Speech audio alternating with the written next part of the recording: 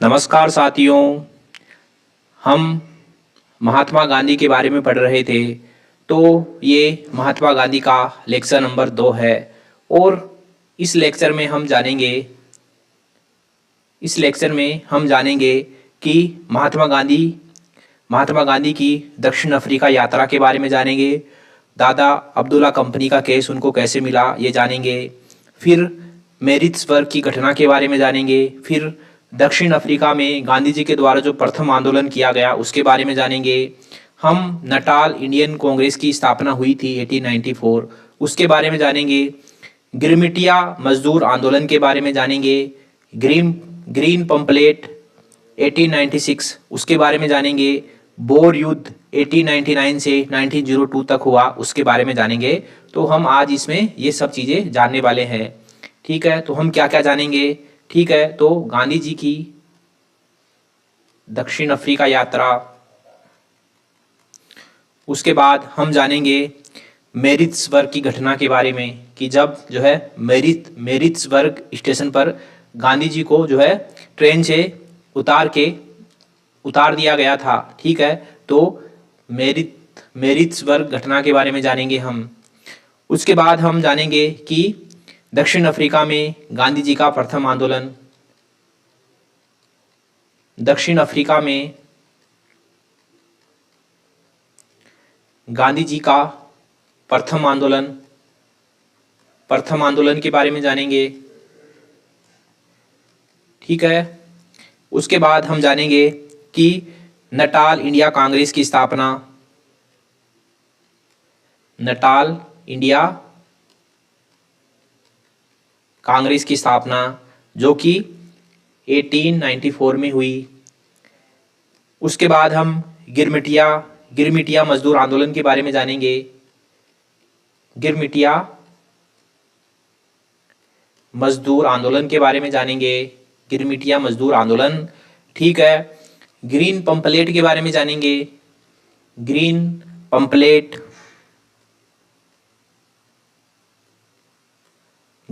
Pamphlet के बारे में हम जानेंगे 1896। ठीक है, और बोअर युद्ध के बारे में जानेंगे। बोअर युद्ध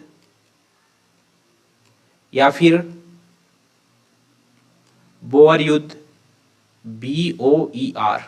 ठीक है, ये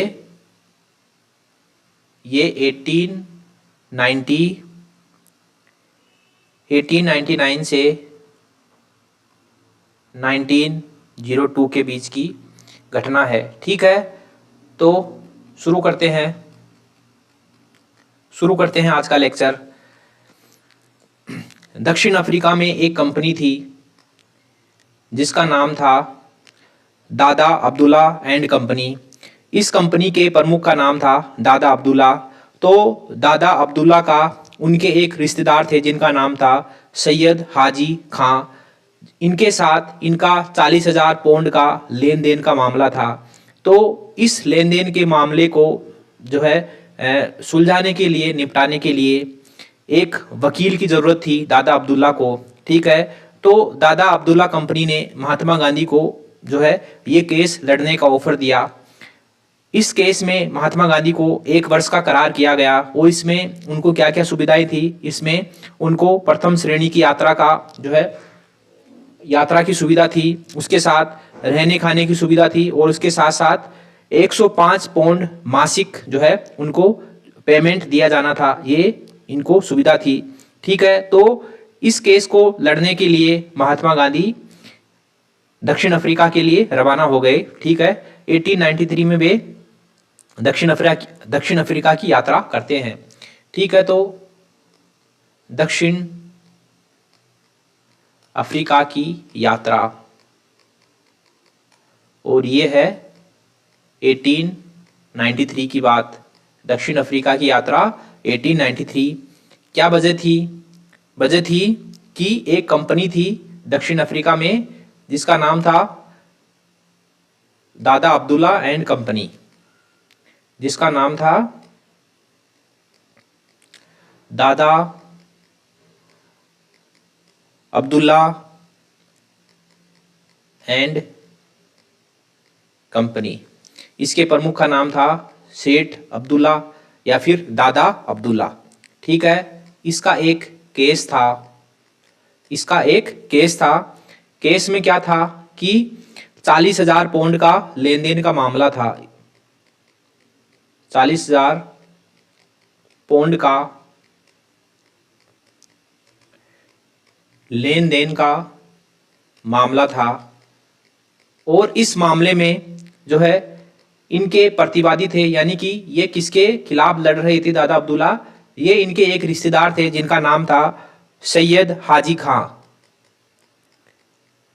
सैयद हाजी खां। ठीक है, इस केस को लड़ने के लिए कंपनी की तरफ से गांधी जी के पास ऑफर आता है। ठीक है, और इस केस को लड़ने के लिए गांधी जी के पास प्रस्ताव आता है। प्रस्ताव आया। ठीक है, इस प्रस्ताव सॉरी, इस प्रस्ताव में क्या क्या था? इस प्रस्ताव में 1 वर्ष का कॉन्ट्रैक्ट था, 1 वर्ष का करार था, प्लस इसमें जो है खाने की रहने की सुविधा थी। ठीक है, इसमें प्रथम श्रेणी की यात्रा करने का जो है इसमें प्रथम श्रेणी की यात्रा की जिम्मेदारी थी, करार था। उसके साथ साथ ही इसमें 105 पाउंड पर मंथ का इसमें जो है आपको गांधी जी को सैलरी मिलने वाली थी, पैसे मिलने वाले थे, 105 पाउंड मासिक। ठीक है, ये ऑफर था। इस ऑफर को गांधी जी ने स्वीकार कर लिया और गांधी जी जो है दक्षिण अफ्रीका चले गए। तो क्या होता है कि इस केस के लिए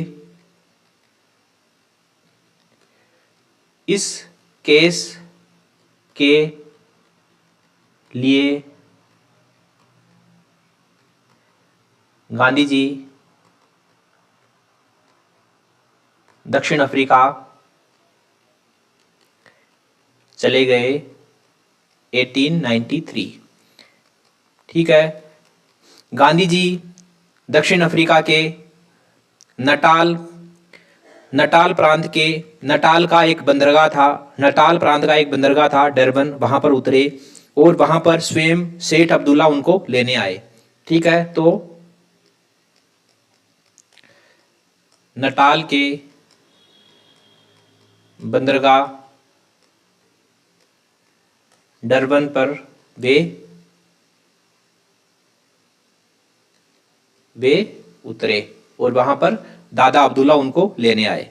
इतनी बात हो गई। अब बात कर लेते हैं मैरिट्सबर्ग घटना के बारे में कि मैरिट्सबर्ग घटना क्या थी। ठीक है, तो मैरिट्सबर्ग घटना,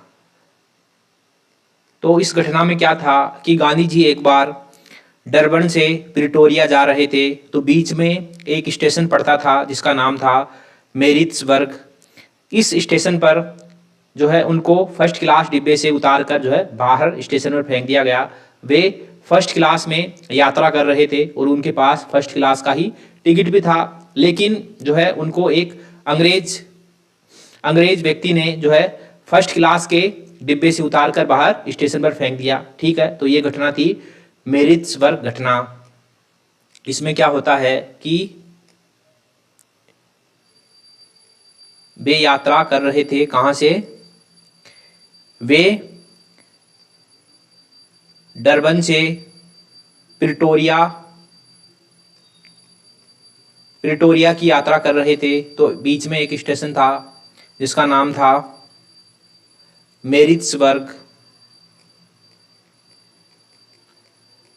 यहां पर इनको बाहर फेंक दिया जाता है। ठीक है, तो यहां पर गांधी जी को ट्रेन से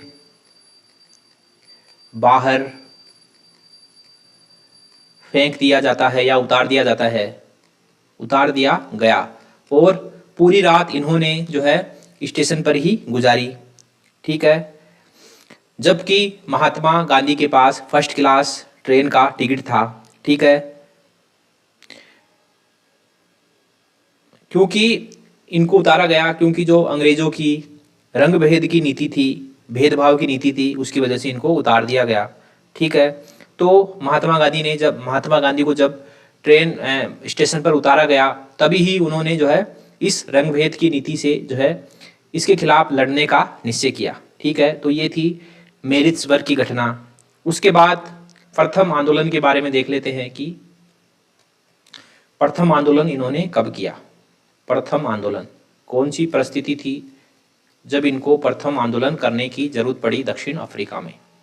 ठीक है, तो प्रथम आंदोलन के बारे में हम जानते हैं कि हिंदुस्तानियों का मताधिकार समाप्त करने का एक विधेयक पास किया जा रहा था वहाँ की जो है असेंबली में, और इसका विरोध हो रहा था। इसका विरोध गांधी जी भी कर रहे थे अन्य जो है लोगों के साथ मिलकर। इसमें इस अधिनियम, इस विधेयक को पारित होते ही इसमें लगभग 250 भारतीयों का मताधिकार समाप्त होने का जो है संकट था कि जब ये विधेयक पारित हो जाता तो पारित होते ही लगभग 250 भारतीयों का मताधिकार समाप्त हो जाता।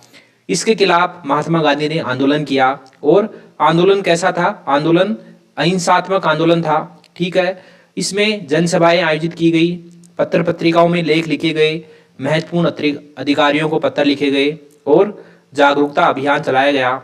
लेकिन गांधी जी के ये सभी प्रयास जो है विफल रहे और ये विधेयक पास हो गया। लेकिन गांधी जी के इन प्रयासों की वजह से जो है जनता में जागरूकता जरूर आई। ठीक है, तो ये उनकी सफलता कह सकते हैं, और ये उनका प्रथम आंदोलन भी था। ठीक है, तो प्रथम आंदोलन हिंदुस्तानियों का मताधिकार समाप्त करने का विधेयक।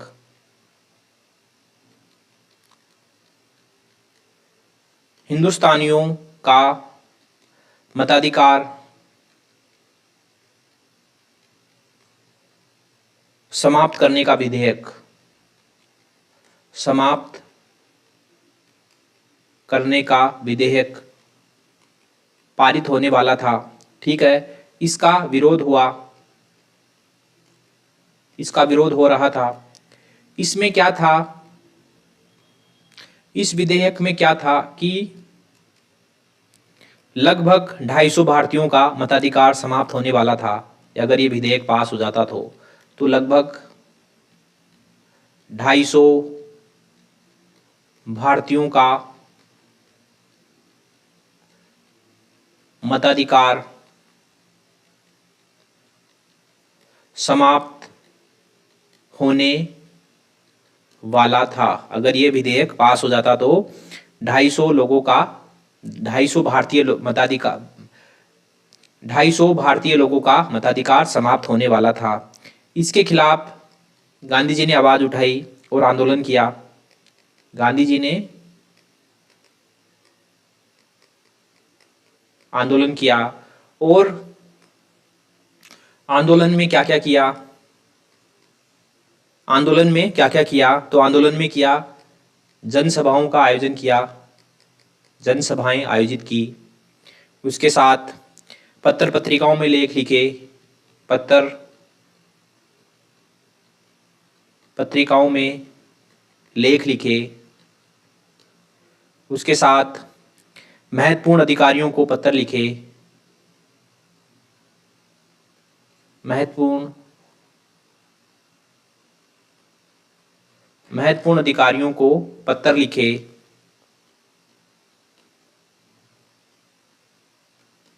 ठीक है, और जागरूकता अभियान चलाया।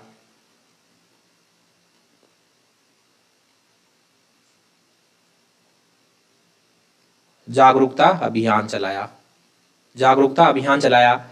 लेकिन गांधी जी के ये प्रयास सफल ना हो सके, ये प्रयास विफल हो गए और विधेयक पास हो गया। विधेयक पास हो गया। जो गांधी जी के द्वारा आंदोलन चलाया गया, इससे जो है लोगों में जागरूकता फैली, यानी कि ये जो आंदोलन है ये पूर्ण रूप से विफल नहीं कहा जा सकता। अब क्या था कि गांधी जी को समझ आ गया कि अगर हमको अंग्रेजों के विरुद्ध लड़ना है, अगर अपनी जंग जारी रखनी है, तो हम जो है इस प्रकार नहीं लड़ सकते, बिना संगठन के हम जो है नहीं लड़ सकते हैं। इसलिए हमको एक जो है संस्था की, एक पार्टी की आवश्यकता है, पार्टी का एक ऑर्गेनाइजेशन की आवश्यकता है।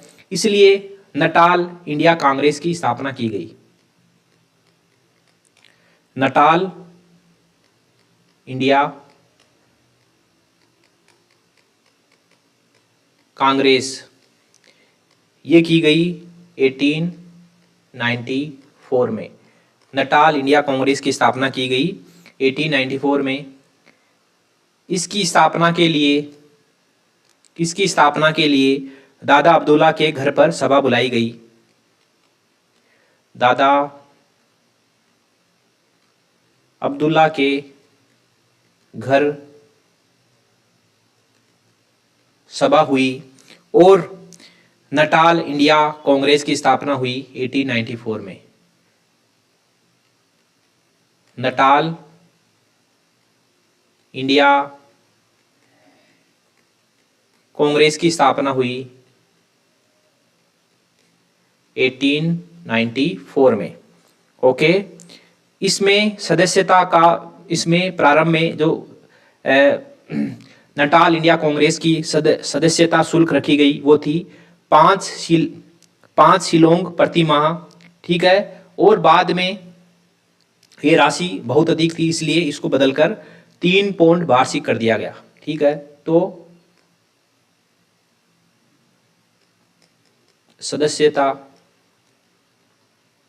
सदस्यता इसमें रखी गई, ठीक है। तो इसमें सदस्यता प्रारंभ में तो रखी गई,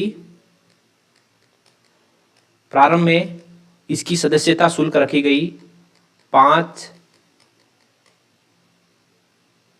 शिलिंग पर माह, ठीक है। लेकिन बाद में इसको जो है रिवाइज किया गया और इसको 3 पौंड वार्षिक कर दिया गया। ओके, ठीक है। तो ये हो गई नटाल इंडिया कांग्रेस की बात, ये हो गई नटाल इंडिया कांग्रेस की बात। अब अगली बात कर लेते हैं हम गिरमिटिया मजदूर आंदोलन। गिरमिटिया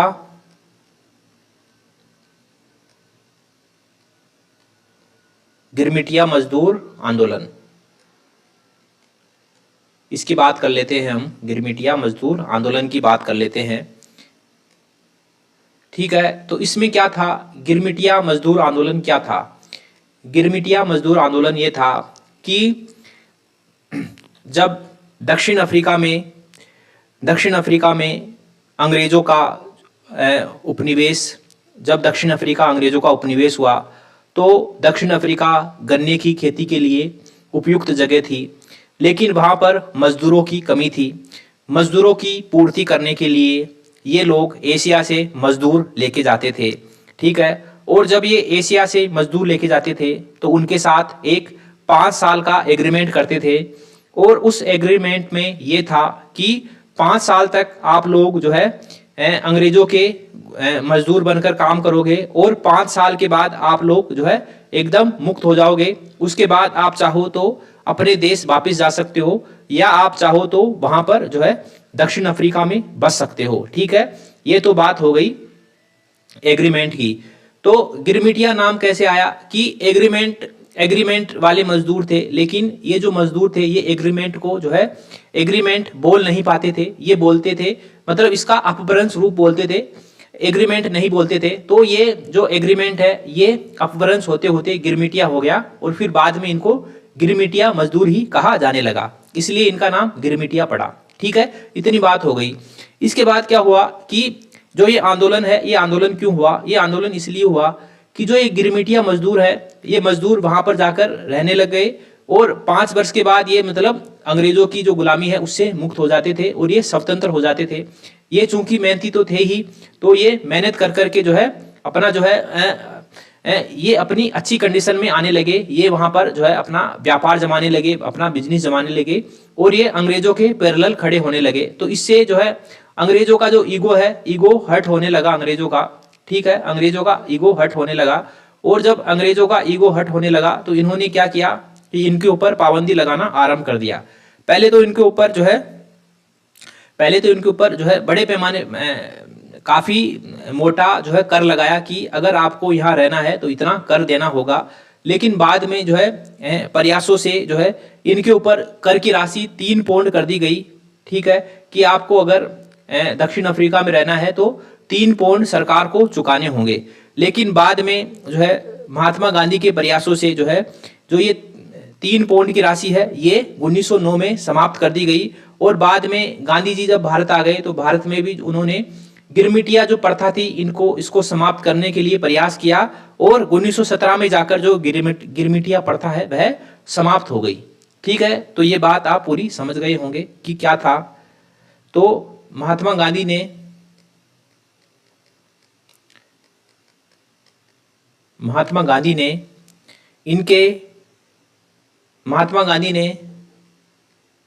इनके हितों के लिए आंदोलन किया, इनके हितों के लिए आंदोलन किया, ठीक है। फिर जो 3 पाउंड का कर था वह 1909 में समाप्त हो गया। पहले 25 पाउंड का था, फिर उसको घटाकर 3 पाउंड हुआ और फिर 3 पाउंड का कर भी 1909 में ये कर भी समाप्त हो गया। 3 पाउंड का कर समाप्त हो गया और बाद में जो ये गिरमिटिया प्रथा थी ये भी 1917 में गांधी जी के प्रयासों से समाप्त हो गई। सॉरी, 1917 में गिरमिटिया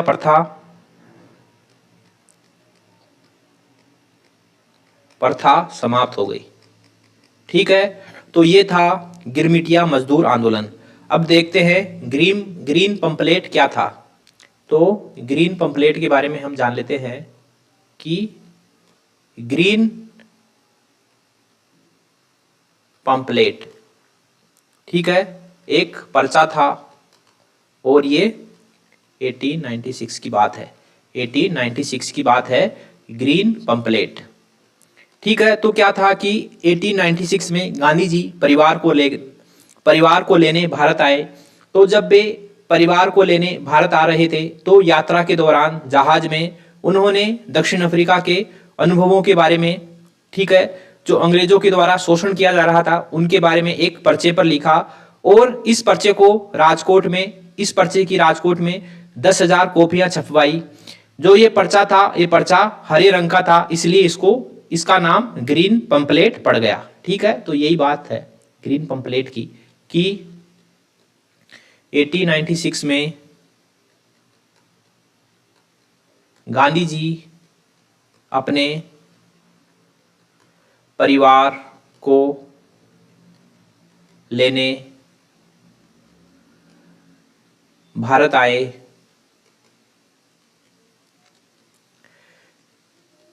यात्रा के दौरान उन्होंने अपने दक्षिण अफ्रीका के अनुभवों को लिखा, दक्षिण अफ्रीका के अनुभवों को लिखा, यानी कि अंग्रेजों के शोषण के बारे में लिखा। और फिर इस पर्चे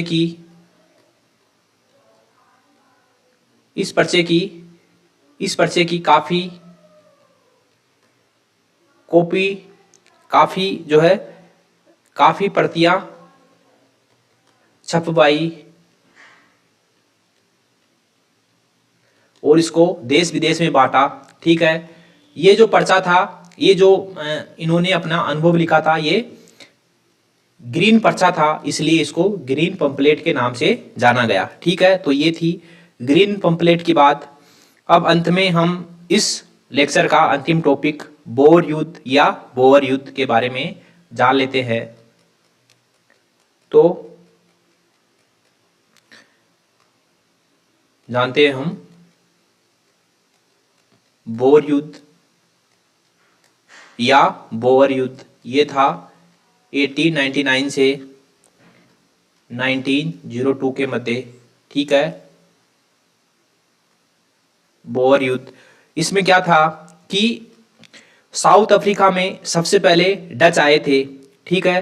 तो जब डच आए तो डचों ने साउथ अफ्रीका के जो मूल निवासी है, जिनको हबशी कहा जाता है, उनसे जमीनें छीन ली और जमीनें छीनकर डच लोग वहां पर बस गए, ठीक है, और उन्होंने वहां पर अपनी कॉलोनी बना ली। इसलिए डचों को वहां पर बोर या बलंदा कहा जाता था। फिर उसके बाद अंग्रेज आए और अंग्रेजों की जो है डचों के साथ लड़ाई हुई, ठीक है, और इस लड़ाई के बाद जो है कुछ कब्जा अंग्रेजों ने डचों की जमीनों पर कर लिया, ठीक है। तो इसमें दो उपनिवेश बन गए दक्षिण अफ्रीका में। एक तो अंग्रेजों का उपनिवेश था, अंग्रेजों का उपनिवेश नटाल और केप कॉलोनी में था, और डचों का, जिनको बोर कहा जाता था, उनका उपनिवेश था ऑरेंज फ्री स्टेट में और ट्रांसवाल में, ठीक है। अब बाद में क्या हुआ कि ट्रांसवाल में सोने और हीरे की खानें मिली, तो इन खानों पे जो है अंग्रेज अपना कब्जा जमाना चाहते थे, और इन खानों पर कब्जा जमाने के प्रयास में इन दोनों के मध्य युद्ध हुआ, ठीक है। और इस युद्ध में जो है, ये युद्ध बोर युद्ध के नाम से जाना गया, और इस युद्ध में अंग्रेजों की जीत होती है और खानों पर जो है अंग्रेजों का कब्जा हो जाता है, ठीक है। जो ये बोर युद्ध हुआ, तो इस बोर युद्ध में महात्मा गांधी ने अंग्रेजों की मदद करने का निर्णय किया, ठीक है। और महात्मा गांधी ने अंग्रेजों की मदद कैसे की? इन्होंने मदद की, इन्होंने 1100 लोगों को इकट्ठा किया और उनको अलग अलग टीमों में बांट दिया, और इन्होंने एक संगठन बनाया, एम्बुलेंस कोर नाम से एक संगठन बनाया। और इस एम्बुलेंस कोर का क्या कार्य होता था कि जो जख्मी सैनिक होते थे उनको जो है तुरंत उनको फर्स्ट एड सुविधा मुहैया करवाई जाए, जितना उनको हो सके जो है कष्ट से मुक्त किया जाए, ये इनका काम था।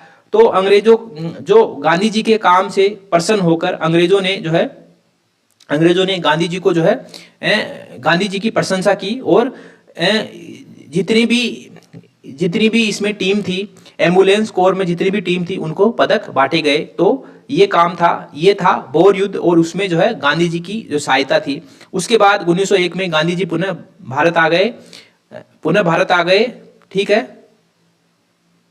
इतनी बात हमने जान ली, अब इसको नोट भी कर लेते हैं हम, ठीक है। तो बोर युद्ध हो गया। बोर युद्ध क्या था कि सबसे पहले हमको पता है कि साउथ अफ्रीका में डच पहले आए, ठीक है। उसके बाद डचों ने क्या किया कि साउथ अफ्रीका के मूल निवासियों, जिनको हबशी कहा जाता था, से जमीनें छीनी,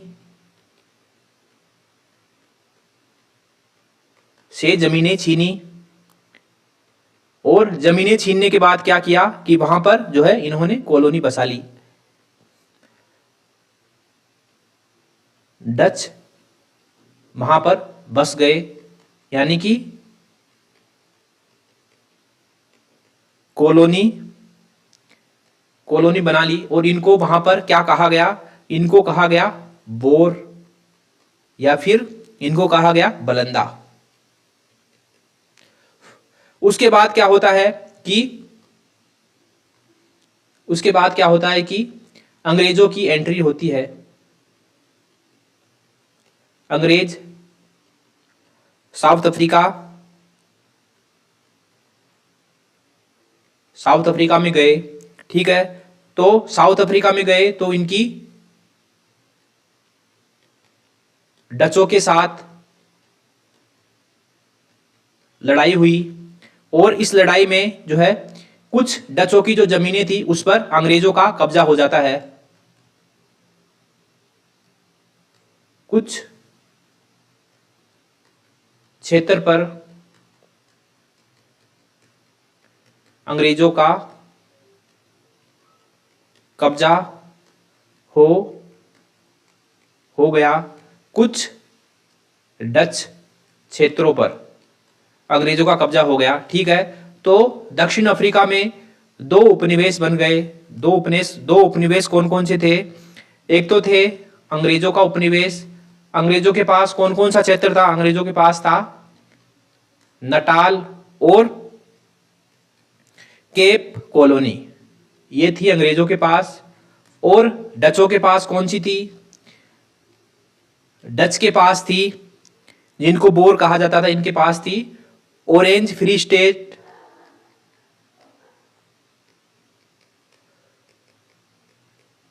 ऑरेंज फ्री स्टेट और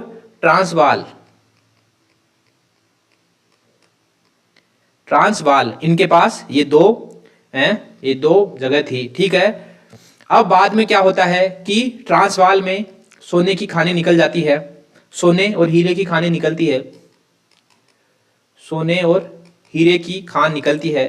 तो इसकी वजह से फिर से डचों और अंग्रेजों के मध्य युद्ध प्रारंभ हो जाता है और इस युद्ध में अंग्रेज जो है जीत जाते हैं और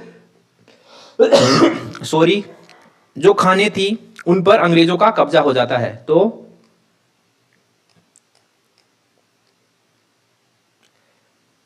खानों पर अंग्रेजों का कब्जा हो जाता है, हो गया। तो जो खानों, हीरे और सोने की खानों के लिए जो डच और अंग्रेजों के मध्य युद्ध हुआ था, इस युद्ध को बोर युद्ध के नाम से जाना जाता है। ठीक है, तो खानों के लिए अंग्रेजों वर्सेज डचों का युद्ध बोर युद्ध के नाम से जाना जाता है। और इस बोर युद्ध में महात्मा गांधी ने अंग्रेजों का साथ देने का निश्चय किया, क्योंकि महात्मा गांधी का ऐसा मानना था कि हम अंग्रेजों की प्रजा है, हमारे ऊपर जो सरकार है वह अंग्रेजों की सरकार है और हम अंग्रेजों की प्रजा है। तो हमारे लिए नैतिक यही रहेगा, हमारे लिए अच्छा यही रहेगा कि हम अंग्रेजी सरकार की सहायता करें। ठीक है, तो महात्मा गांधी ने बोर युद्ध में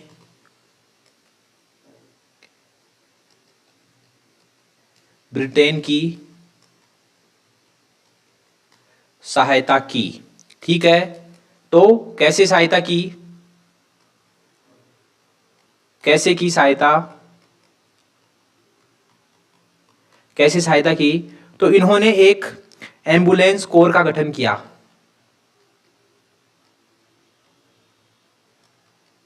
एम्बुलेंस कोर का गठन किया। ठीक है, एम्बुलेंस कोर का गठन किया। और इसमें क्या था कि इसमें 1100 लोगों को लगभग 40 टीमों में बांट दिया। और इनका क्या कार्य होता था कि युद्ध में जो घायल सैनिक है उनको जो है युद्ध क्षेत्र से उठाना और उनकी जो है मरहम पट्टी करना, उनको जो भी जरूरत है उसकी जो है उनको मुहैया करवाना, यानी कि उनकी किसी भी प्रकार से उनकी तकलीफ कम करना, ये इस एम्बुलेंस कोर का कार्य होता था। और फिर बाद में जो है प्रसन्न होकर ब्रिटिश सरकार ने जो है गांधी जी की प्रशंसा की और उनकी टीम में जो मुखिया थे उन सभी मुखियाओं को जो है पदक बांटे गए। ठीक है, तो ये था बोर युद्ध और बोर युद्ध में गांधी जी का योगदान। उसके बाद क्या होता है कि 1901 में गांधी जी पुनः भारत आ जाते हैं। ठीक है, तो 1901 में गांधी जी पुनः भारत आए, ठीक है। और यहाँ पर इन्होंने इंडियन नेशनल कांग्रेस के कलकत्ता अधिवेशन में भाग लिया प्रथम बार, ठीक है। और इसकी अध्यक्षता कर रहे थे दिनसा ए वाचा। तो यहाँ पर इंडियन नेशनल कांग्रेस के कलकत्ता अधिवेशन में जिसके अध्यक्ष थे दिनसा ए वाचा, ठीक है, में प्रथम बार भाग लिया। ओके साथियों, इतना आज हम इस लेक्चर में इतना ही करेंगे। आगे वाले लेक्चर में हम करेंगे कि फिनिक्स आश्रम की स्थापना होती है, फिर इंडियन ओपिनियन पत्रिका, ठीक है, प्रथम सत्याग्रह गांधी जी के द्वारा 1907 में किया गया, हिंद स्वराज पुस्तक के बारे में बात करेंगे, टोल्स्टॉय फार्म के बारे में बात करेंगे, और गांधी जी की भारत वापसी के बारे में बात करेंगे, साबरमती आश्रम की स्थापना की गई गांधी जी के द्वारा, उसकी बात करेंगे, और गांधी जी के लेखन कार्यों की बात करेंगे। ये सब करेंगे हम आगे वाले लेक्चर में, नेक्स्ट लेक्चर में, ठीक है। तो आज इस लेक्चर में इतना ही है, मिलते हैं अगले लेक्चर में, तब तक के लिए थैंक यू वेरी मच।